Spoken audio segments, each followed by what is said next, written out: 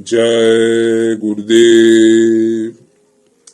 शाकाहारी सदाचारी बाल संघ से यादों के झरोखे से। बात पुरानी और बनारस की है। उन दिनों में बनारस में थी। मेरे भांजे यानी दादी के बेटे का इंटरव्यू बनारस में था। वह गोरखपुर से ट्रेन से बनारस आया। जब स्टेशन पर उतरा तो उसका ब्रीफ केस किसी ने पार कर दिया।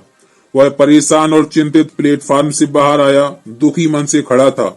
संयोग बस स्वामी जी महाराज उसी ट्रेन से आए थे और वो भी प्लेटफार्म के बाहर सत्संगियों के साथ आए।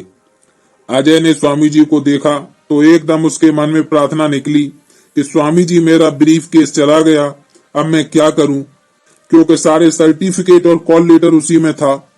वह मन ही मन प्रार्थना कर रहा था कि स्वामी जी महाराज ने एक सत्संगी से कहा कि वो सामने बच्चा खड़ा है, उसको बुलाओ। सत्संगी उसके पास आया और कहा कि चलो भाई, स्वामी जी बुला रहे हैं। अजय तो हक्का बक्का रह गया। वह स्वामी जी के सामने गया और हाथ जोड़कर खड़ा हो गया। स्वामी जी महाराज ने कुछ नोट निकालकर उसकी ओर बढ़ाया और कहा कि इसे रख ले बच्चा, तेरे काम आएगा। वह सकपका गया। स्वामी जी महाराज बोले कि रख ले, चिंता करने की कोई बात नहीं है, कहकर स्वामी जी महाराज रिक्शे में बैठे और रिक्शा चल दिया। वह नोट हाथ में लिए वहीं खड़ा सोचता रहा कि क्या करें। इतने में एक 12-13 साल का बच्चा उसका ब्रीफ केस लेकर आया और कहा कि भैया ये आपका है।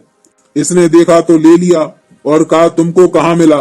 उस बच्चे ने कहा कि आप वहां खड़े थे, उसके पीछे जो बेंच था उस पर ये रखा था, तो मैंने सोचा कि शायद आपका ही हो, इसलिए लेकर आया।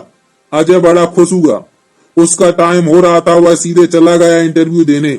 इंटरव्यू उसका अच्छा हुआ, बाद में उसका चयन भी हो गया। अब वो घर आया तो आते ही उसने कहा कि आप लोगों को मालूम है कि स्वामी जी आए हुए हैं, और उसने सारी बातें बताते हुए कहा कि स्वामी जी की कृपा से ही आज हमारा काम हुआ है। फिर उसने पूछा कि स्वामी जी ने मुझको रुपए दिए हैं, मुझे क्या करना चाहिए? मैंने कहा कि इनको अपने पास रखो, चलो स्वामी जी महाराज के दर्शन कराओ। स्वामी जी नानक जी के निवास स्थान पर अगली बाजार में रुके हुए थे।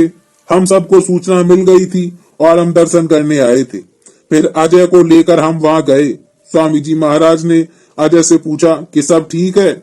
वह इतना भावविह्वल था कि बोल नहीं सका, उसकी आंखें नम हो गईं। जय गुरुदेव।